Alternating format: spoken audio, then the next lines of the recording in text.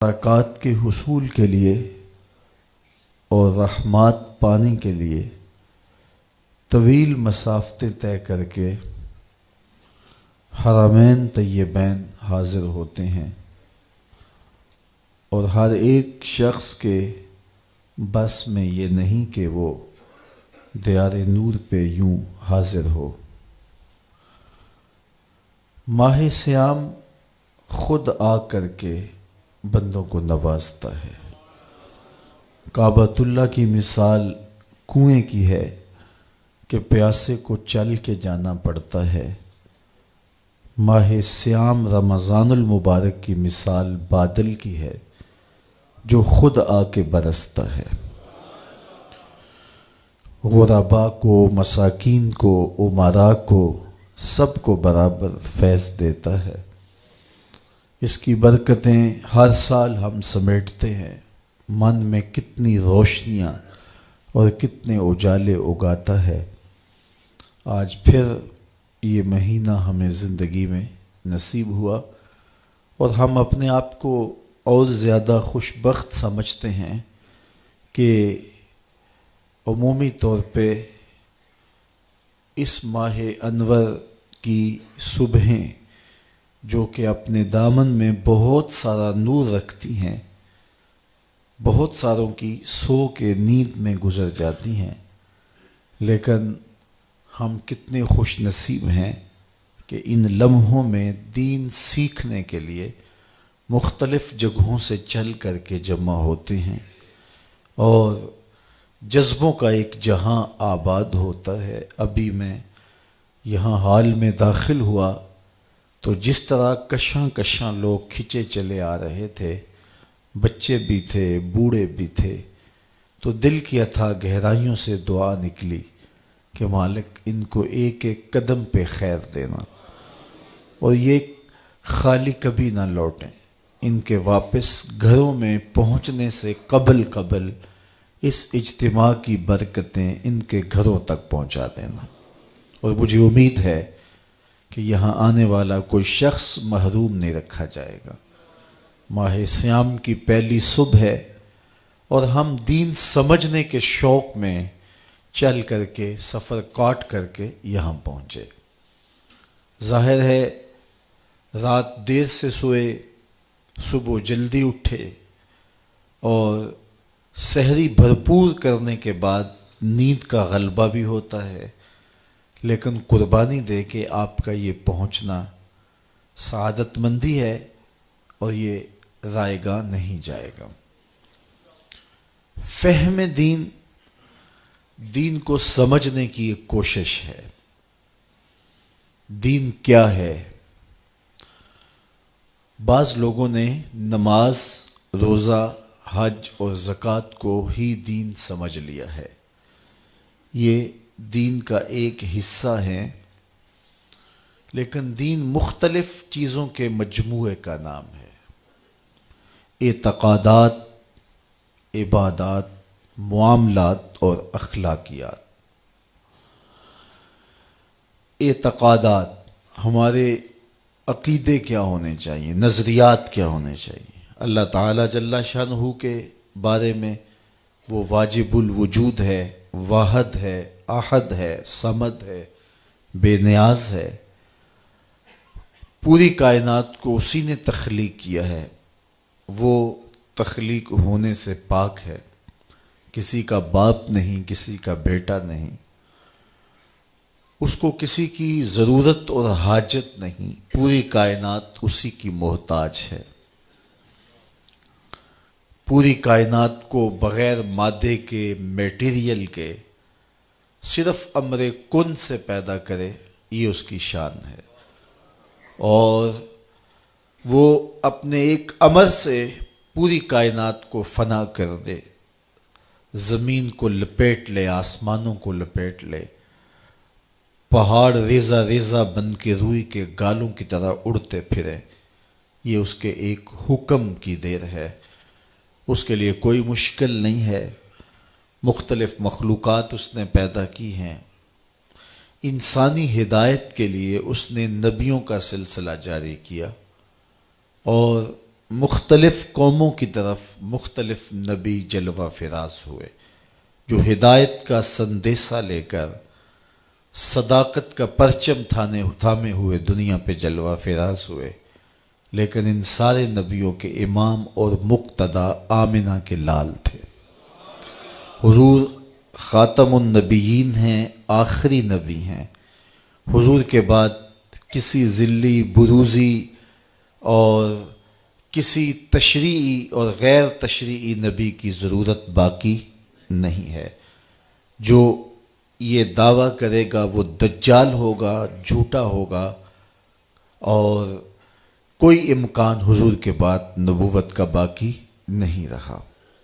اللہ نے اپنے محبوب کو بہت ساری شانوں سے نوازا، مختلف انبیاء پر کتابیں اور صحیفے نازل کیے، 4 کتابیں اور 100 صحیفے نازل ہوئے جو مختلف انبیاء پر نازل ہوئے۔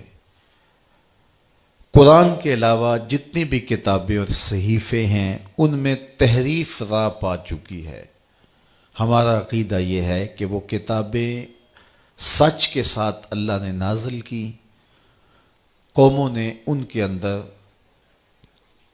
قط و برید کی، اپنی مرضی سے کچھ شامل کر لیا، کچھ کاٹ دیا۔ تو ہم کہتے ہیں مالک جو تو نے نازل کیا تھا وہ سچ تھا، اب جو قوموں نے شامل کیا ہے ہم اس کا انکار کرتے ہیں، لہٰذا ہمیں پتہ نہیں ہے کہ کون سی چیز نکالی گئی، کون سی چیز شامل کی گئی، سوائے چند مخصوص چیزوں کے جو کہ مختلف ذرائع سے ہمیں معلوم ہوئی کہ یہ انہوں نے کاٹ دی اور یہ چیز انہوں نے شامل کی۔ قرآن مجید وہ واحد کتاب ہے جس میں کوئی تغیر اور کوئی تبدل ممکن نہیں ہے، اور یہ میرے اور آپ کے آقا و مولا حضور کے سینہ اطہر میں نازل ہوئی، اور اس کتاب کی حفاظت اللہ نے اپنے ذمہ کرم پہ لی۔ اس کا ظاہری انتظام حفاظت کا یوں ہوا کہ اس کو یاد کرنا آسان کر دیا گیا۔ باقی کتابوں کے حافظ نہیں ہوتے تھے، یہاں آج کل تو منظر دیکھنے کو ملتا ہے، ہر مسجد سے قرآن پڑھنے کی صدائیں آ رہی ہیں۔ یہ اس کتاب کا معجزہ ہے اور یہ سینوں میں محفوظ ہے، اس کے احکام اٹل ہیں، اس کی ہر بات سچی ہے۔ یہ وہ کتاب ہے جس کو کھولتے ہی ملے گا ذالک الکتاب لا ریب فیہ۔ دنیا کے بڑے سے بڑے مصنف نے بھی کچھ لکھا ہو تو وہ آخر میں لکھتا ہے یا ابتدا میں کہ کوئی ایسا سکم پائیں تو مجھے بتائیں تاکہ اگلے ایڈیشن میں اس کی اصلاح کر دی جائے، لیکن یہ کتاب کھولتے ہی ملے گا اس میں کوئی سکم ہے ہی نہیں، اور یہ صرف کتاب اللہ قرآن مجید کا دعویٰ ہے۔ باقی دنیا کے بڑے بڑے مصنفین یہ دعویٰ نہیں کر سکتے۔ امام شافعی علیہ الرحمہ نے ایک جز لکھا اور اپنے شاگرد کو کہا کہ اس کو میرے سامنے پڑھو، ہو سکتا ہے کوئی غلطی رہ گئی ہو تو میں اس سے آگاہ ہو جاؤں اور تصحیح ہو جائے۔ تو اس نے آپ کے سامنے اس کتاب کو پڑھا تو آپ کچھ غلطیوں پر متنبہ ہوئے اور اصلاح فرمائی، کہا پھر دوبارہ پڑھو، پھر دوبارہ پڑھا گیا تو پھر نئی غلطیوں پر متنبہ ہوئے اور اصلاح کی، پھر کہا پڑھو، تیسری مرتبہ پڑھا تو پھر سوچا کہ یہاں یہ لفظ ہوتا تو زیادہ بہتر تھا، اسے کاٹ کے اسے لگاؤ، یہاں یہ رکھو۔ اس طرح وہ کتاب امام شافعی علیہ رحمہ کے سامنے 70 مرتبہ پڑھی گئی، اور ہر بار کسی نئی غلطی سے متنبہ ہوتے، پھر آپ نے پڑھنے والے کو کہا داہو اسے چھوڑ دے، شافعی کی کتاب یہ حق نہیں رکھتی کہ اس میں کوئی غلطی نہ ہو، یہ حق صرف اللہ کی کتاب قرآن کو حاصل ہے۔ تو اس میں کوئی غلطی نہیں ہے، اس کتاب میں کوئی تغیر نہیں ہو سکتا، کوئی تبدیلی نہیں ہو سکتی، اس کے فیصلے اٹل ہیں، اس کی خبریں سچی ہیں، یہ سراسر ہدایت کا سرچشمہ ہے، اس سے وابستہ ہونے والا کبھی بھی گمراہ نہیں ہو سکتا۔ سیدنا علی المرتضیٰ رضی اللہ تعالی عنہ کی مرویات سے ہے، میرے حضور علیہ السلام قرب قیامت کے فتنوں کا ذکر کر رہے تھے تو عرض کی یا رسول اللہ صلی اللہ علیہ وسلم، پھر جب فتنے اتنے اتریں گے تو پھر ہمارے پاس بچنے کی صورت کیا ہوگی؟ تو برجستہ فرمایا اللہ کی کتاب قرآن مجید، تو یہ کتاب اگر پاس ہو، من میں اتار لو تو پھر گمراہیاں قریب نہیں آ سکتی، آپ ہدایت کی راہوں کے مسافر ہوں گے۔ اللہ تعالیٰ جل شانہ نے جنت دوزخ کو پیدا کیا اور ان پر ایمان لانا ہمارے اعتقادات میں شامل ہے۔ جنت اللہ کی رضا کا مظہر ہے، دوزخ اللہ کے قہر و غضب کا مظہر ہے۔ مطلب کیا؟ جس پہ راضی ہوگا اس کو جنت میں بھیجے گا، جس پہ ناراض ہوگا اس کو جہنم میں ڈالے گا۔ اس لیے جنت اور دوزخ کا مذاق اڑانا، ان کو ہلکا جاننا، یہ مومن کا شیوا نہیں ہے۔ تو یہ اللہ کی رضا اور قہر و غضب کے مظاہر ہیں۔ حضور علیہ الصلاۃ والسلام نے جنت کے لیے دعائیں کی ہیں اور جہنم سے پناہ طلب کی ہے۔ امتیوں کو بھی کہا جب اللہ سے مانگو تو جنت الفردوس مانگو۔ جہنم سے پناہ مانگنے کی تلقین کی گئی چونکہ وہ اللہ کے قہر و غضب کا مظہر ہے۔ تو جنت اور دوزخ ان پر ایمان لانا، یوم حشر پر ایمان لانا، جس کی مقدار قرآن نے بتائی ہے کہ وہ 50,000 سال کا ایک دن ہوگا اور کاٹنے سے کٹے گا ہی نہیں، لیکن مومن کے لیے ایسے کٹے گا جس طرح عصر کی نماز کا وقت کٹتا ہے۔ اللہ اکبر۔ جس طرح قبر برزخ کی زندگی ہے وہ بھی ہمارے ایمانیات میں شامل ہے کہ مرنے کے بعد ہم دوبارہ اٹھائے جائیں گے اور قبر میں ہمیں 3 سوال پوچھے جائیں گے۔ پھر قبر یا جنت کے باغوں میں سے باغ ہے یا جہنم کے گڑھوں میں سے گڑھا ہے۔ جس کے لیے جہنم کا گڑھا، تو اس کے لیے قبر کی منزل کاٹنا بھی مشکل ہوگی۔ وہاں عذاب مسلط کر دیے جائیں گے، سانپ مسلط کر دیے جائیں گے، بچھو مسلط کر دیے جائیں گے، لیکن جو مومن ہوگا اس کی قبر جنت کے باغوں میں سے ایک باغ ہوگی اور اس کے لیے قبر کی منزل کاٹنا مشکل نہیں ہوگی۔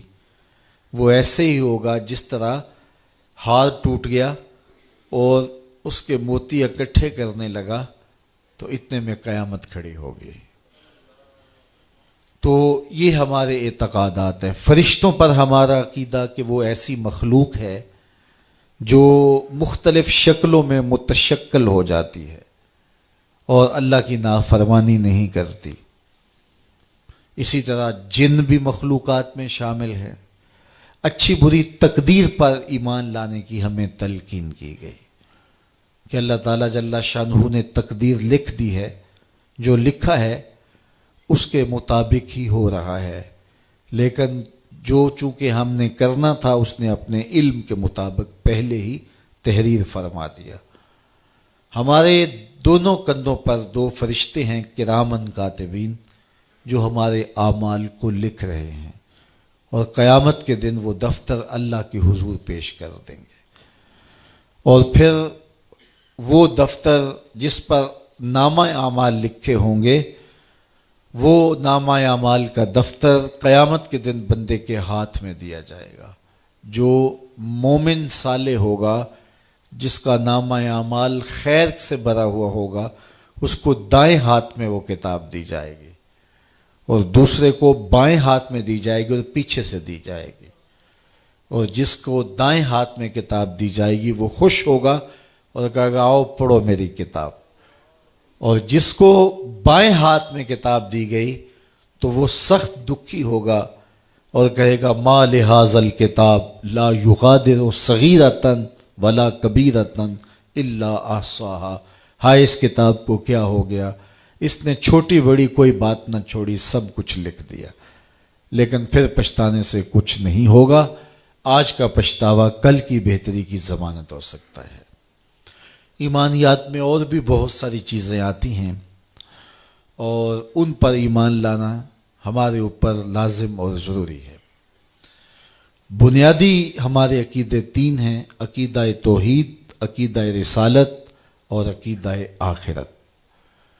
تو یہ دین کا ایک حصہ ہے ایمانیات، نظریات یا اعتقادات۔ دوسرا حصہ ہے عبادات۔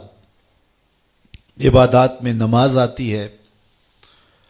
دن میں 5 مرتبہ نماز مرد عورت پر فرض کی گئی ہے، اور مسافرت کی صورت میں، بیماری کی صورت میں بھی نماز کی معافی نہیں، سوائے خواتین کو ایام مخصوصہ میں انہیں رخصت دی گئی ہے، چھٹی دی گئی ہے، اور وہ اس کی قضا بھی نہیں کریں گی۔ ہاں، روزے کی قضا ان کے اوپر لازم ہے، لیکن نماز کی قضا ان پر نہیں ہے۔ باقی نماز کی بیماری کی حالت میں بھی چھٹی نہیں ہے، سفر کی حالت میں بھی چھٹی نہیں ہے، حتیٰ کہ اگر نماز کے لیے وضو کا پانی دستیاب نہیں ہے تو تیمم کر کے نماز پڑھی جائے گی۔ اگر کھڑا ہونے کی سکت نہیں رکھتا تو بیٹھ کے پڑھی جائے گی، بیٹھ کر نہیں پڑھ سکتا تو لیٹ کے پڑھی جائے گی۔ تو یہ ہے عبادات میں ایک چیز نماز، اور نماز اسلام کا اہم اور بنیادی رکن ہے۔ جو نماز کا انکار کرتا ہے یا نماز کو ہلکا جانتا ہے یا نماز کا تمسخر اڑاتا ہے، وہ بے دین ہے، کافر ہے، دائرہ اسلام سے خارج ہے، چاہے وہ کوئی عام شخص ہو، چاہے ملنگ ہو، چاہے کوئی بھی ہو۔ جو نماز کا تمسخر اڑائے اس کا دین سے کوئی تعلق نہیں ہے۔ جو نماز جان بوجھ کے نہیں پڑھتا وہ گناہ گار ہے، اور گناہ کبیرہ کا مرتکب ہوتا ہے۔ بعض ائمہ نے کہا کہ اسے قتل کیا جائے گا، بعض نے کہا کہ اس کو قید میں ڈال دیا جائے گا۔ یہ امام اعظم امام ابو حنیفہ علیہ رحمہ کا موقف ہے کہ بے نمازی کو حاکم وقت قید میں ڈال دے گا یہاں تک کہ وہ توبہ کرے، اگر توبہ کرے گا تو اسے چھوڑ دیا جائے گا۔ یہ ہے حضرت امام اعظم امام ابو حنیفہ کا موقف۔ تو نماز اس قدر اہم عبادت ہے کہ اس کے ترک کرنے پر سخت وعید آئی ہے، اور قیامت کے دن بندے سے سب سے پہلا جو سوال کیا جائے گا وہ نماز کا ہی سوال ہوگا۔ تو جس نے یہ سوال اس کا اچھا جواب دے دیا وہ کامیاب اور بامراد ہوا، اور جو اس کا جواب ہی نہ دے سکا وہ خاسر و نامراد لوٹے گا۔ دوسری چیز زکوٰۃ ہے۔ زکوٰۃ بھی اہم رکن ہے، اور اس کا انکار کرنا بھی کفر ہے۔ اگر کوئی زکوٰۃ نہیں دیتا تو سخت گناہ گار ہے، گناہ کبیرہ کا مرتکب ہے۔ حاکم وقت کو یہ اختیار ہے کہ ان سے جبراً زکوٰۃ وصول کر لے۔ حضرت سیدنا صدیق اکبر رضی اللہ تعالی عنہ کے زمانے میں کچھ لوگوں نے زکوٰۃ دینے سے انکار کر دیا، تو حضرت سیدنا صدیق اکبر نے فرمایا کہ اگر وہ حضور کے زمانے میں کھجور کی ایک رسی بھی زکوٰۃ دیتے تھے، جب تک میں وصول نہیں کر لوں گا چین سے نہیں بیٹھوں گا، بلکہ آپ نے فرمایا لَقَاتَلْتُهُمْ عَلَىٰ مَنْعِهِ، میں اس کے روکنے پر ان سے جہاد کروں گا۔ اور زکوٰۃ نماز کے بعد دوسرا اہم دین کا رکن ہے، اور عبادات کے اندر دوسرے نمبر پہ آتا ہے۔ پھر اس کے بعد روزہ آتا ہے اور حج آتا ہے۔ روزہ زندگی میں استطاعت رکھنے والے پر، جو صحت رکھتا ہے، بالغ ہے اور عاقل ہے، اس پر ایام معدودات، گنے ہوئے دن 29 یا 30 روزے اس کے اوپر فرض ہیں۔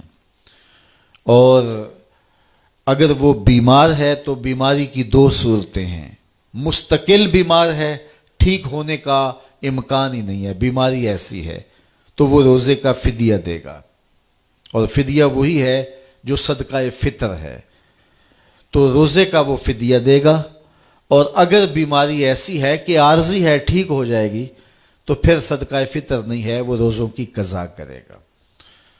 تو روزے اگر کسی نے ترک کر دیے ماہ رمضان میں، بعد میں ساری زندگی بھی قضا کرے تو اس کا بدل نہیں ہو سکتے، اس لیے روزے ترک نہیں کرنے چاہیے۔ سفر میں اجازت دی گئی ہے تو وہ دیگر ایام میں اس کی قضا کی جا سکتی ہے۔ اسی طرح حج ہے، حج زندگی میں ایک مرتبہ فرض کیا گیا ہے صاحب استطاعت پر۔ عورت محرم کے ساتھ حج کرے گی، اگر محرم نہیں ہے اور عورت استطاعت رکھتی ہے، اس کے پاس مال کی فراوانی ہے لیکن محرم اس کے پاس نہیں ہے۔ محرم اس شخص کو کہتے ہیں جس کے ساتھ ابدی نکاح نہ ہو سکتا ہو، جس طرح بھائی ہے، باپ ہے، اور جو ہے وہ بھانجا ہے، بھتیجا ہے، تو شوہر بھی جو ہے اس سے نکاح ہو چکا ہے اور وہ نکاح کی وجہ سے محرم ہوا ہے، بیٹا ہے، تو یہ محارم ہیں۔ تو محرم کے بغیر اگر عورت حج کرے گی یا عمرے کے لیے جائے گی، جس طرح آج کل کسی اور کے ساتھ بھیج دیا جاتا ہے، تو یہ سفر معصیت ہے، گناہ کا سفر ہے۔ عورت کے لیے جائز نہیں ہے کہ وہ مرد کے بغیر اپنے شوہر، بھائی، بیٹے، بھانجے، بھتیجے یا باپ کے بغیر وہ 92 کلومیٹر 3 فرلانگ سے زیادہ کا سفر کرے۔ اگر کرے گی تو مجرم ہوگی، اسی لیے اس کو عمرے پر بھی جانے کی اجازت نہیں، حج پر بھی جانے کی اجازت نہیں صاحب استطاعت ہونے کے باوجود۔ تو پھر اس کو بازار جانے کی اجازت کیسے ہوگی؟ وہ اگر اتنے فاصلے پر ہے، اور اس کو پھر کسی دربار پہ جانے کی کس طرح اجازت ہوگی؟ اعلیٰ حضرت علیہ رحمہ سے سوال ہوا تو آپ نے ایک بزرگ کا حوالہ دے کے فرمایا کہ ان سے جب یہ پوچھا گیا تو وہ فرمانے لگے، تم یہ مجھے پوچھتے ہو کہ اس کا جانا جائز ہے یا نہیں، مجھ سے یہ پوچھو ان پہ لعنتیں کتنی برستی ہیں۔ تو اگر محرم نہیں ہے تو پھر عورت حج پہ بھی نہ جائے، عمرے پہ بھی نہ جائے۔ تو عورت کہتی ہے کہ میرا جی چاہتا ہے کہ میں روضہ رسول دیکھوں، میرا جی چاہتا ہے کہ میں کعبۃ اللہ کے نظارے کروں، اور میرے پاس محرم نہیں ہے اور آپ مجھے روک رہے ہیں۔ تو بی بی میں نے نہیں روکا، اللہ کے رسول نے روکا ہے۔ تو صبر کرے گی تو گنبد خضرا نہیں دیکھنے جائے گی، گنبد خضرا والا تیرے پہ راضی ہوگا۔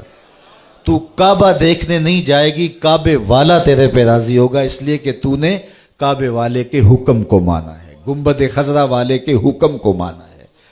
تو استطاعت ہونے کے باوجود عورت کے پاس اگر محرم نہیں ہے تو وہ حج کو نہیں جائے گی۔ حج زندگی میں ایک مرتبہ ہی جو ہے وہ واجب ہے۔ ایک روایت میں آتا ہے 5 سال کے بعد حج کے وجوب کے حوالے سے ایک روایت میں آتا ہے، لیکن علماء نے اس کو استحباب پر محمول کیا ہے، اور وہ یہ ہے کہ جو صاحب استطاعت ہے وہ ہر 5 سال کے بعد حج کر لیا کرے تو اس کے لیے یہ برکت والی چیز ہے۔ لیکن زندگی میں حج فرض ایک بار ہی ہے، واجب ایک بار ہی ہے، اور اس پر واضح دلیل ہے۔ آقا کریم نے جب فرمایا لوگوں تمہارے اوپر حج فرض ہے، تو حضرت اقرح بن حابس رضی اللہ تعالیٰ عنہ کھڑے ہوئے اور عرض کی افی کل عامن، حضور ہر سال واجب ہے۔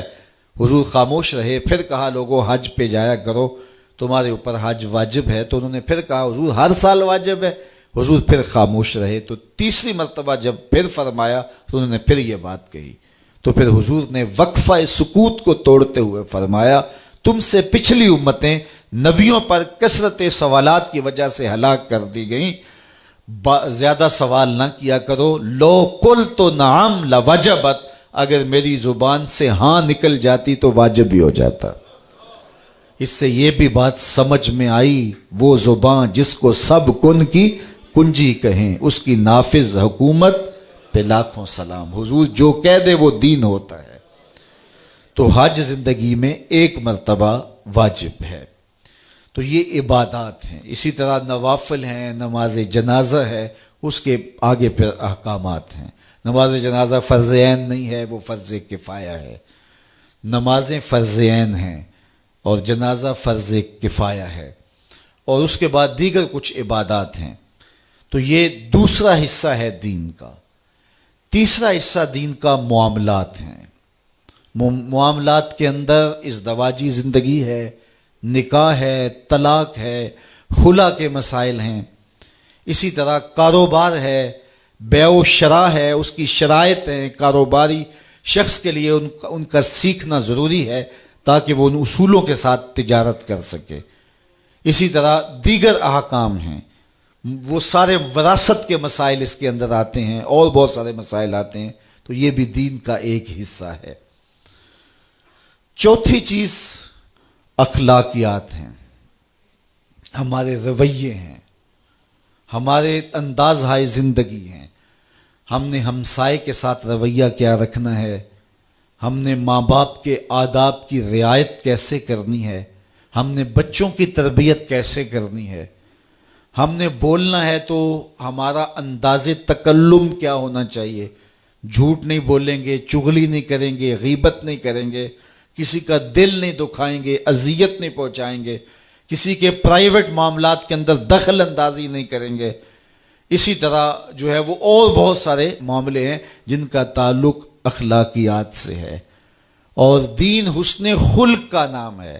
قیامت کے دن جب نامہ اعمال میں عمل ڈالے جائیں گے، سب سے زیادہ جس عمل کا وزن ہوگا وہ حسن خلق ہوگا۔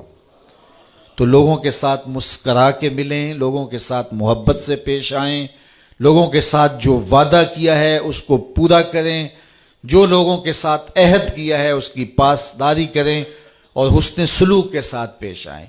تو بعض اوقات ہم صرف جو ہے وہ نماز روزے کو دین سمجھتے ہیں، تو یہ سب کچھ سیکھنا چاہیے۔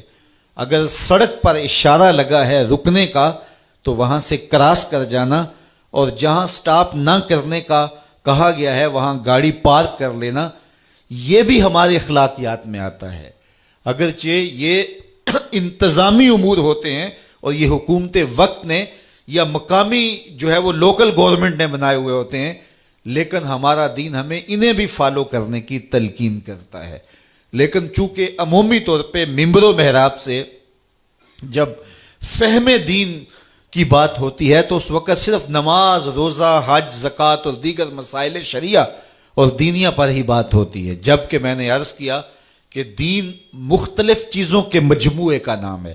یہ پوری زندگی گزارنے کا ایک اسلوب ہے جس میں ہماری نجی زندگی بھی آتی ہے، ہماری گھریلو آئلی زندگی بھی آتی ہے، ہماری معاشرتی پوری سیاسی زندگی بھی آتی ہے، جس میں ہمارے جو ہے وہ اپنے رب کے ساتھ جو پرائیویٹ تعلقات ہیں عبادات کے وہ بھی آتے ہیں، مخلوق کے ساتھ جو ہمارے تعلقات ہیں معاملات کے وہ بھی اس کے اندر آتے ہیں، اور لوگوں کے ساتھ اس نے سلوک و رویے جو ہیں وہ بھی آتے ہیں۔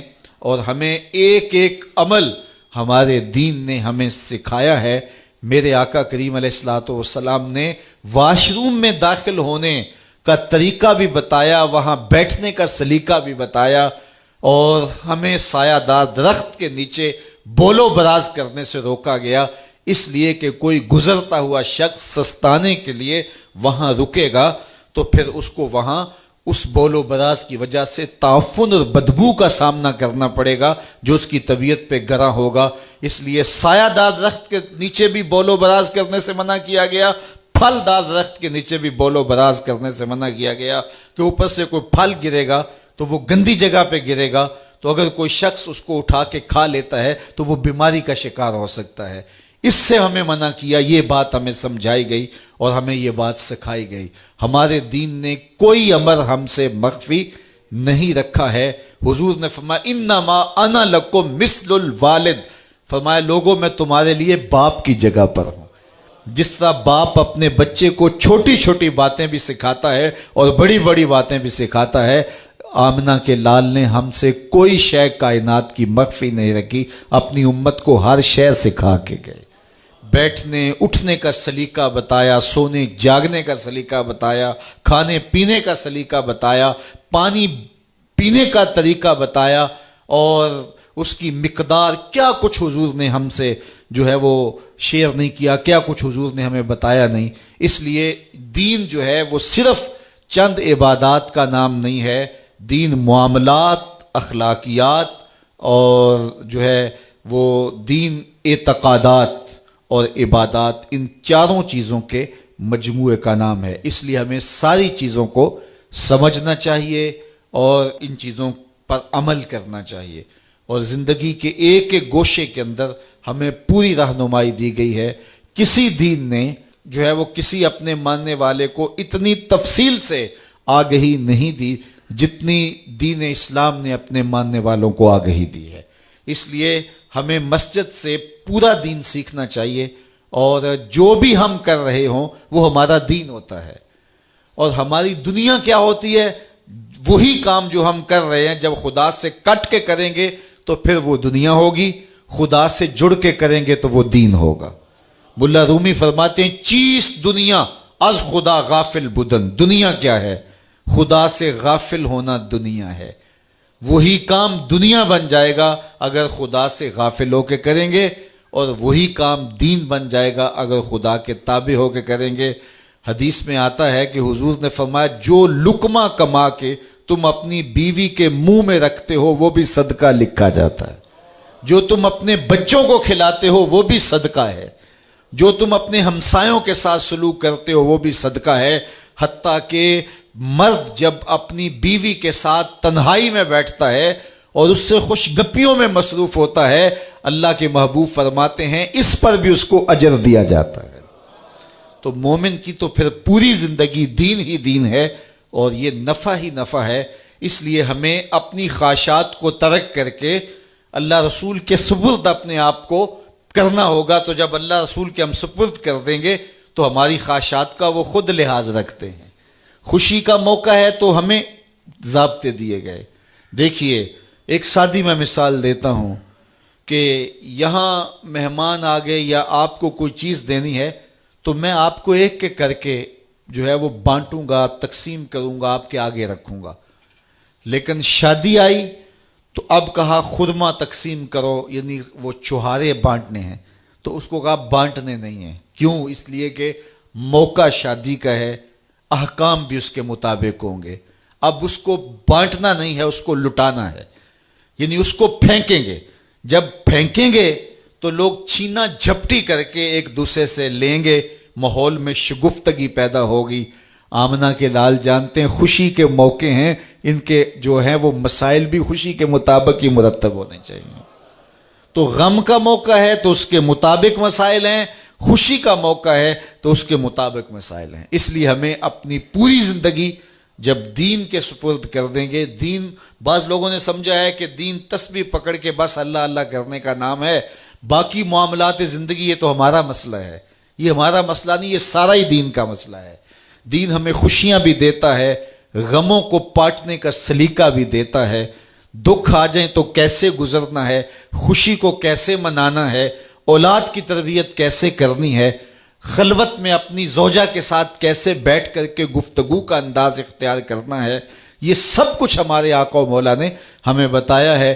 ام المومنین سیدہ عائشہ رضی اللہ تعالیٰ عنہ فرماتی ہیں کہ میں آب خورے میں پانی لے رہی تھی کہ حضور گھر تشریف لائے، مجھے دور سے کہا عائشہ تھوڑا سا پانی میرے لیے بھی چھوڑنا، تو میں نے پانی چھوڑ دیا، حضور نے میرے ہاتھ سے پیالہ لیا، پانی پینے لگے تو پھر رک گئے، اور پھر مجھے مخاطبہ کرتے ہوئے کہا عائشہ بتانا تم نے ہونٹ کہاں لگائے تھے، میں وہاں ہونٹ رکھ کے پانی پینا چاہتا ہوں، مجھے بتاؤ اگر حضور کی یہ سنت ہم اختیار کر لیں تو گھر جنت کا ٹکڑا نہیں بن جائے گا۔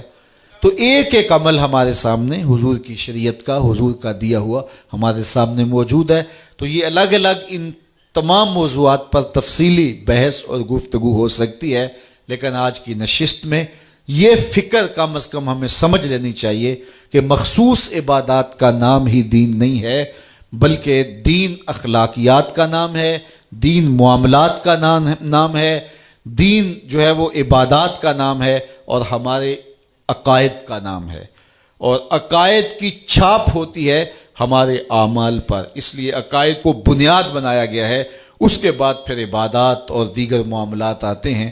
ہمیں اپنی زندگی کے ہر شعبے میں اور زندگی کے ہر معاملے میں شریعت بیضا کے مطابق اپنی زندگی کے معاملات مرتب کر کے آگے بڑھنا چاہیے۔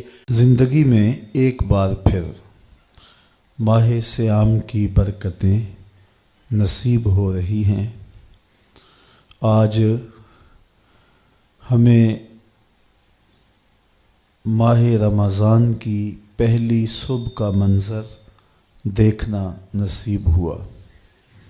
یہ سعادت ہمارے حصے میں لکھی تھی، زندگی میں ایک بار پھر نصیب ہوئی۔ یہ مہینہ اپنے دامن میں برکتیں، رحمتیں لیے ہوئے جلوہ فراز ہوا ہے۔ اللہ اس مہمان مہینے کی تعظیم و قدر کی توفیق عطا فرمائے۔ بہت سارے لوگ برکات کے حصول کے لیے اور رحمات پانے کے لیے طویل مسافتیں طے کر کے حرمین طیبین حاضر ہوتے ہیں، اور ہر ایک شخص کے بس میں یہ نہیں کہ وہ دیار نور پہ یوں حاضر ہو۔ ماہ صیام خود آ کر کے بندوں کو نوازتا ہے۔ کعبۃ اللہ کی مثال کنویں کی ہے کہ پیاسے کو چل کے جانا پڑتا ہے۔ ماہ صیام رمضان المبارک کی مثال بادل کی ہے جو خود آ کے برستا ہے، غرباء کو، مساکین کو، امراء کو، سب کو برابر فیض دیتا ہے۔ اس کی برکتیں ہر سال ہم سمیٹتے ہیں، من میں کتنی روشنیاں اور کتنے اجالے اگاتا ہے۔ آج پھر یہ مہینہ ہمیں زندگی میں نصیب ہوا، اور ہم اپنے آپ کو اور زیادہ خوش بخت سمجھتے ہیں کہ عمومی طور پہ اس ماہ انور کی صبحیں جو کہ اپنے دامن میں بہت سارا نور رکھتی ہیں، بہت ساروں کی سو کے نیند میں گزر جاتی ہیں، لیکن ہم کتنے خوش نصیب ہیں کہ ان لمحوں میں دین سیکھنے کے لیے مختلف جگہوں سے چل کر کے جمع ہوتے ہیں، اور جذبوں کا ایک جہاں آباد ہوتا ہے۔ ابھی میں یہاں حال میں داخل ہوا تو جس طرح کشاں کشاں لوگ کھچے چلے آ رہے تھے، بچے بھی تھے، بوڑھے بھی تھے، تو دل کی اتھاہ گہرائیوں سے دعا نکلی کہ مالک ان کو ایک ایک قدم پہ خیر دینا، اور یہ خالی کبھی نہ لوٹیں، ان کے واپس گھروں میں پہنچنے سے قبل اس اجتماع کی برکتیں ان کے گھروں تک پہنچا دینا۔ اور مجھے امید ہے کہ یہاں آنے والا کوئی شخص محروم نہیں رکھا جائے گا۔ ماہ صیام کی پہلی صبح ہے، اور ہم دین سمجھنے کے شوق میں چل کر کے سفر کاٹ کر کے یہاں پہنچے۔ ظاہر ہے رات دیر سے سوئے، صبح جلدی اٹھے، اور سحری بھرپور کرنے کے بعد نیند کا غلبہ بھی ہوتا ہے، لیکن قربانی دے کے آپ کا یہ پہنچنا سعادت مندی ہے، اور یہ رائے گاہ نہیں جائے گا۔ فہم دین کو سمجھنے کی ایک کوشش ہے۔ دین کیا ہے؟ بعض لوگوں نے نماز، روزہ، حج اور زکوٰۃ کو ہی دین سمجھ لیا ہے۔ یہ دین کا ایک حصہ ہے، لیکن دین مختلف چیزوں کے مجموعے کا نام ہے۔ اعتقادات، عبادات، معاملات اور اخلاقیات۔ اعتقادات، ہمارے عقیدے کیا ہونے چاہیے، نظریات کیا ہونے چاہیے اللہ تعالیٰ جل شانہ کے بارے میں۔ وہ واجب الوجود ہے، واحد ہے، احد ہے، صمد ہے، بے نیاز ہے، پوری کائنات کو اسی نے تخلیق کیا ہے، وہ تخلیق ہونے سے پاک ہے۔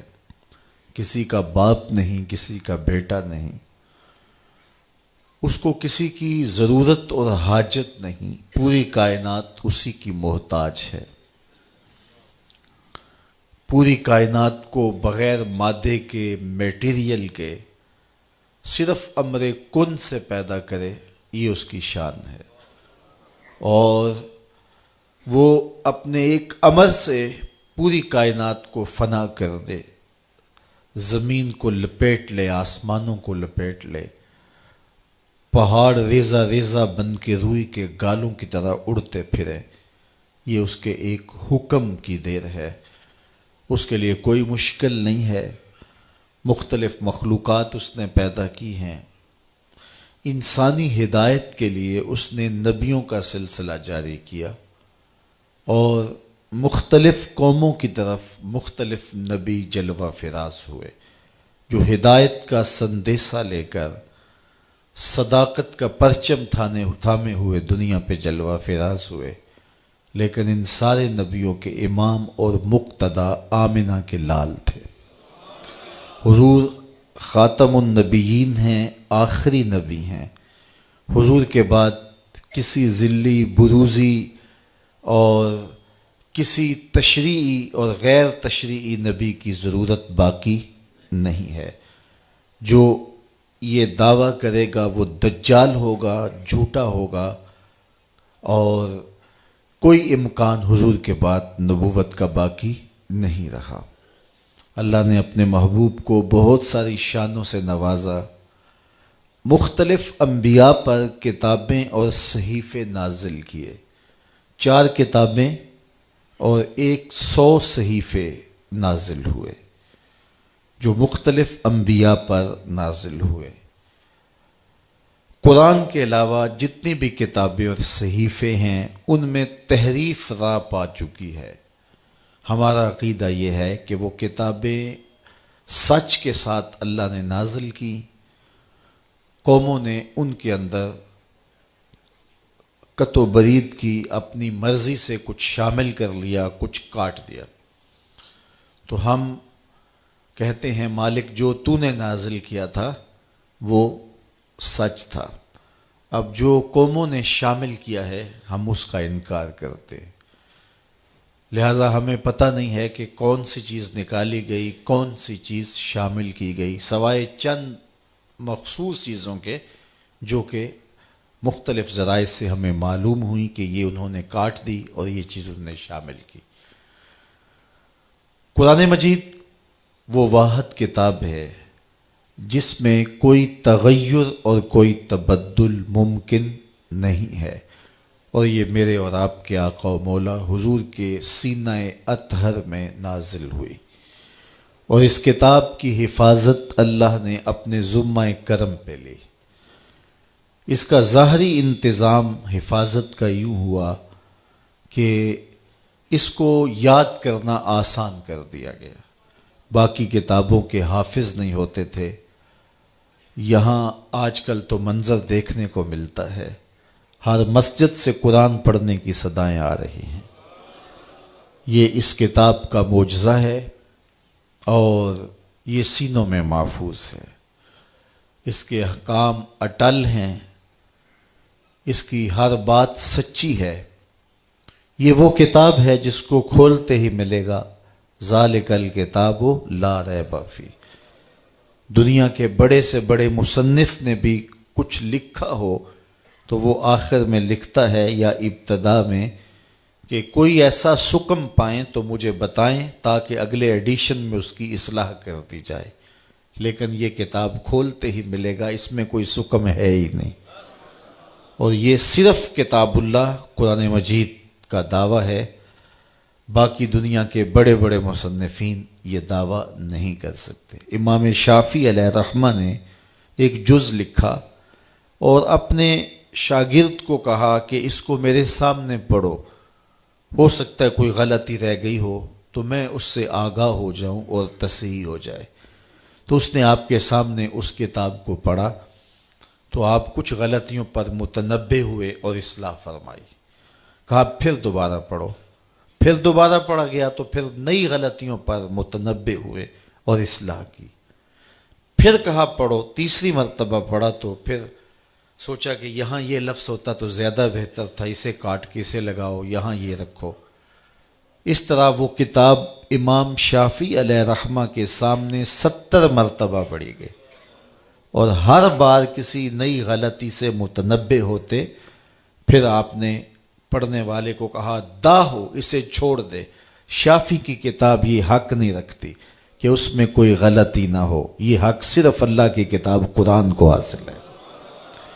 تو اس میں کوئی غلطی نہیں ہے، اس کتاب میں کوئی تغیر نہیں ہو سکتا، کوئی تبدیلی نہیں ہو سکتی، اس کے فیصلے اٹل ہیں، اس کی خبریں سچی ہیں، یہ سراسر ہدایت کا سر چشمہ ہے، اس سے وابستہ ہونے والا کبھی بھی گمراہ نہیں ہو سکتا۔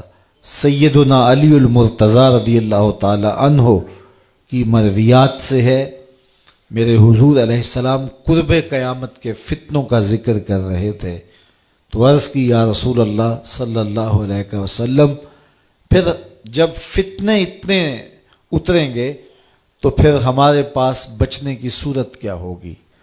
تو برجستہ فرمایا اللہ کی کتاب قرآن مجید۔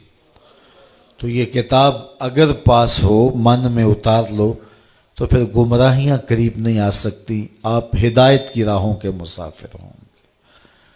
اللہ تعالیٰ جل شانہ نے جنت دوزخ کو پیدا کیا، اور ان پر ایمان لانا ہمارے اعتقادات میں شامل ہے۔ جنت اللہ کی رضا کا مظہر ہے، دوزخ اللہ کے قہر و غضب کا مظہر ہے۔ مطلب کیا؟ جس پہ راضی ہوگا اس کو جنت میں بھیجے گا، جس پہ ناراض ہوگا اس کو جہنم میں ڈالے گا۔ اس لیے جنت اور دوزخ کا مذاق اڑانا، ان کو ہلکا جاننا، یہ مومن کا شیوا نہیں ہے۔ تو یہ اللہ کی رضا اور قہر و غضب کے مظاہر ہیں۔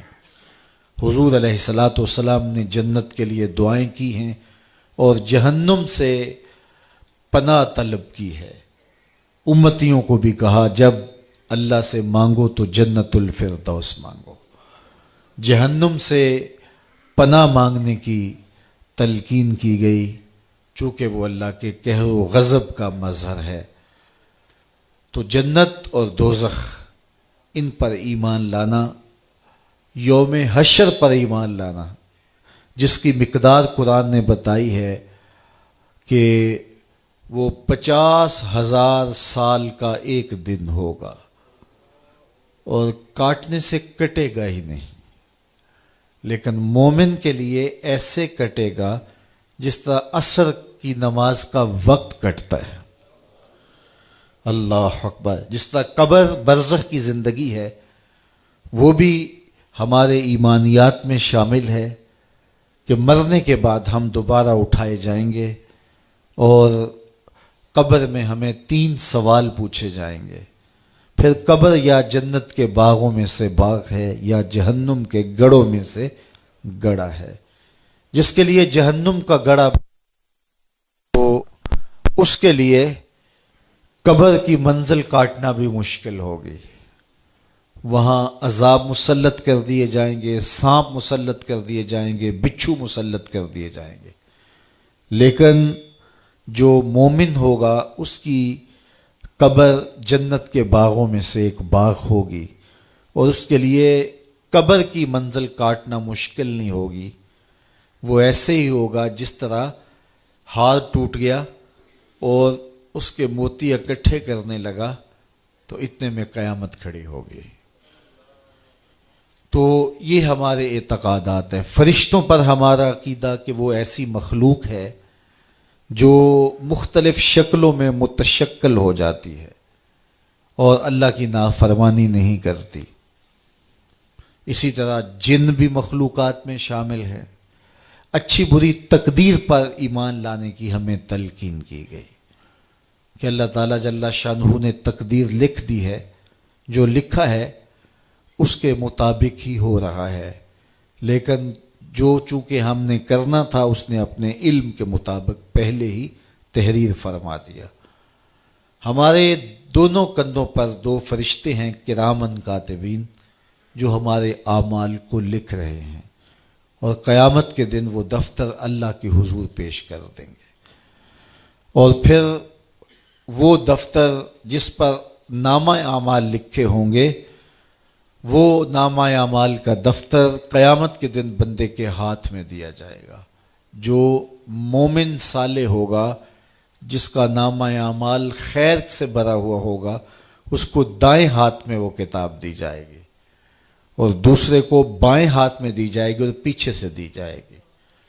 اور جس کو دائیں ہاتھ میں کتاب دی جائے گی وہ خوش ہوگا اور کہے گا آؤ پڑھو میری کتاب، اور جس کو بائیں ہاتھ میں کتاب دی گئی تو وہ سخت دکھی ہوگا اور کہے گا ما لہذا الکتاب لا یغادر صغیرۃ ولا کبیرۃ الا احصاها، ہائے اس کتاب کو کیا ہو گیا، اس نے چھوٹی بڑی کوئی بات نہ چھوڑی، سب کچھ لکھ دیا۔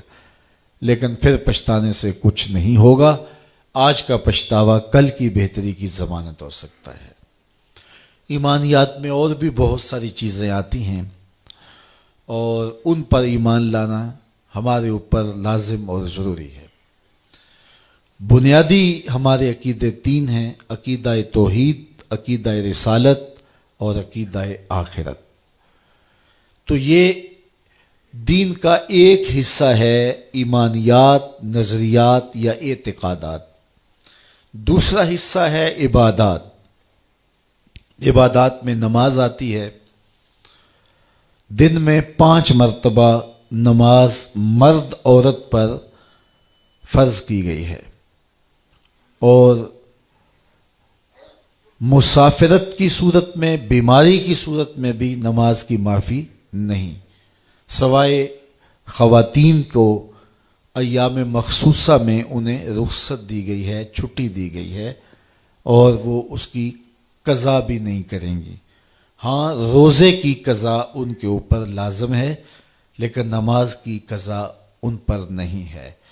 باقی نماز کی بیماری کی حالت میں بھی چھٹی نہیں ہے، سفر کی حالت میں بھی چھٹی نہیں ہے، حتیٰ کہ اگر نماز کے لیے وضو کا پانی دستیاب نہیں ہے تو تیمم کر کے نماز پڑھی جائے گی۔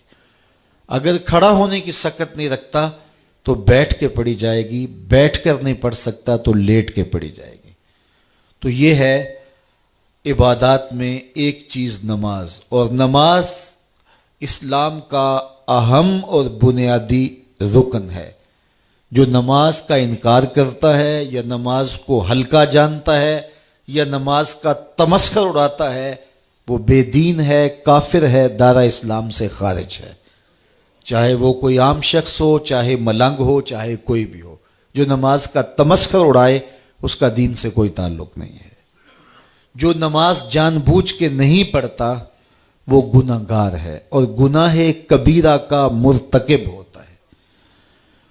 بعض ائمہ نے کہا کہ اسے قتل کیا جائے گا، بعض نے کہا کہ اس کو قید میں ڈال دیا جائے گا۔ یہ امام اعظم امام ابو حنیفہ علیہ رحمہ کا موقف ہے کہ بے نمازی کو حاکم وقت قید میں ڈال دے گا یہاں تک کہ وہ توبہ کرے، اگر توبہ کرے گا تو اسے چھوڑ دیا جائے گا۔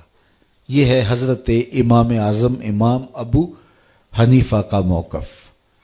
تو نماز اس قدر اہم عبادت ہے کہ اس کے ترک کرنے پر سخت وعید آئی ہے، اور قیامت کے دن بندے سے سب سے پہلا جو سوال کیا جائے گا وہ نماز کا ہی سوال ہوگا۔ تو جس نے یہ سوال اس کا اچھا جواب دے دیا وہ کامیاب اور بامراد ہوا، اور جو اس کا جواب ہی نہ دے سکا وہ خاسر و نامراد لوٹے گا۔ دوسری چیز زکوٰۃ ہے۔ زکوٰۃ بھی اہم رکن ہے، اور اس کا انکار کرنا بھی کفر ہے۔ اگر کوئی زکوٰۃ نہیں دیتا تو سخت گناہ گار ہے، گناہ کبیرہ کا مرتکب ہے۔ حاکم وقت کو یہ اختیار ہے کہ ان سے جبراً زکوٰۃ وصول کر لے۔ حضرت سیدنا صدیق اکبر رضی اللہ تعالی عنہ کے زمانے میں کچھ لوگوں نے زکوٰۃ دینے سے انکار کر دیا، تو حضرت سیدنا صدیق اکبر نے فرمایا کہ اگر وہ حضور کے زمانے میں کھجور کی ایک رسی بھی زکوٰۃ دیتے تھے، جب تک میں وصول نہیں کر لوں گا چین سے نہیں بیٹھوں گا۔ بلکہ آپ نے فرمایا لَقَاتَلْتُهُمْ عَلَىٰ مَنْعِهِ، میں اس کے روکنے پر ان سے جہاد کروں گا. اور زکوٰۃ نماز کے بعد دوسرا اہم دین کا رکن ہے اور عبادات کے اندر دوسرے نمبر پہ آتا ہے. پھر اس کے بعد روزہ آتا ہے اور حج آتا ہے. روزہ زندگی میں استطاعت رکھنے والے پر، جو صحت رکھتا ہے، بالغ ہے اور عاقل ہے، اس پر ایام معدودات، گنے ہوئے دن، 29 یا 30 روزے اس کے اوپر فرض ہیں. اور اگر وہ بیمار ہے تو بیماری کی 2 صورتیں ہیں. مستقل بیمار ہے، ٹھیک ہونے کا امکان ہی نہیں ہے، بیماری ایسی ہے، تو وہ روزے کا فدیہ دے گا. اور فدیہ وہی ہے جو صدقہ فطر ہے، تو روزے کا وہ فدیہ دے گا. اور اگر بیماری ایسی ہے کہ عارضی ہے، ٹھیک ہو جائے گی، تو پھر صدقہ فطر نہیں ہے، وہ روزوں کی قضا کرے گا. تو روزے اگر کسی نے ترک کر دیے ماہ رمضان میں، بعد میں ساری زندگی بھی قضا کرے تو اس کا بدل نہیں ہو سکتے. اس لیے روزے ترک نہیں کرنے چاہیے. سفر میں اجازت دی گئی ہے تو وہ دیگر ایام میں اس کی قضا کی جا سکتی ہے. اسی طرح حج ہے. حج زندگی میں ایک مرتبہ فرض کیا گیا ہے صاحب استطاعت پر. عورت محرم کے ساتھ حج کرے گی. اگر محرم نہیں ہے اور عورت استطاعت رکھتی ہے، اس کے پاس مال کی فراوانی ہے لیکن محرم اس کے پاس نہیں ہے. محرم اس شخص کو کہتے ہیں جس کے ساتھ ابدی نکاح نہ ہو سکتا ہو. جس طرح بھائی ہے، باپ ہے، اور جو ہے وہ بھانجا ہے، بھتیجا ہے، تو شوہر بھی جو ہے اس سے نکاح ہو چکا ہے اور وہ نکاح کی وجہ سے محرم ہوا ہے. بیٹا ہے، تو یہ محارم ہیں. تو محرم کے بغیر اگر عورت حج کرے گی یا عمرے کے لیے جائے گی، جس طرح آج کل کسی اور کے ساتھ بھیج دیا جاتا ہے، تو یہ سفر